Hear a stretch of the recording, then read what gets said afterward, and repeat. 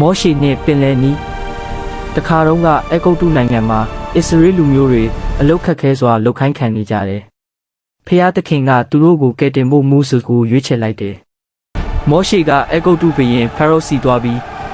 ဖျားသခင်ကသူ့လူတွေကိုလွတ်ပေးပါလို့ပြောခဲ့တယ်။ဒါပေမဲ့ဖာရောကမလိုက်နာဘူး။အဲ့ဒီကြောင့်ဖျားသခင်ကအံ့ဖွယ်အမှုများစွာပြသခဲ့ပြီးနောက်ဆုံးမှာဖာရောကလူတွေကိုထွက်ခွာခွင့်ပေးလိုက်တယ်။မောရှိကလူများစွာကိုဥဆောင်ပြီးအေဂုတ်တုကနေထွက်ခွာသွားကြတယ်။သူတို့ခီးသွားလာရင်ပင်လယ်နီရှိကိုရောက်လာကြတယ်။အဲ့ဒီအချိန်မှာဖာရောကစိတ်ပြောင်းသွားပြီးသူတို့ကိုပြန်ဖမ်းမယ်လို့စစ်သားတွေကိုလိုက်ခိုင်းလိုက်တယ်။အစ္စရေးလူတွေနောက်ကိုကြည့်လိုက်တော့စစ်သားတွေလိုက်လာနေတယ်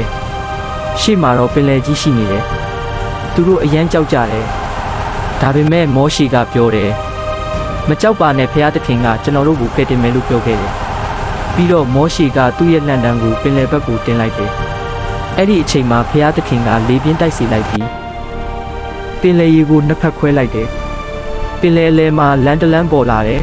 ။မောရှိနဲ့လူတွေကအဲ့ဒီလမ်းကနေလုံခြုံစွာဖြတ်တန်းသွားနိုင်ခဲ့တယ်။ဖာရောရဲ့စစ်သားတွေကလည်းအဲ့ဒီလမ်းထဲကိုလိုက်လာကြတယ်။ဒါပေမဲ့လူတွေအားလုံးဖြတ်သွားပြီးတဲ့အခါပင်လယ်ရေကပြန်ပိတ်သွားတယ်။ဖာရောရဲ့စစ်သားတွေမလိုက်နိုင်တော့ဘူး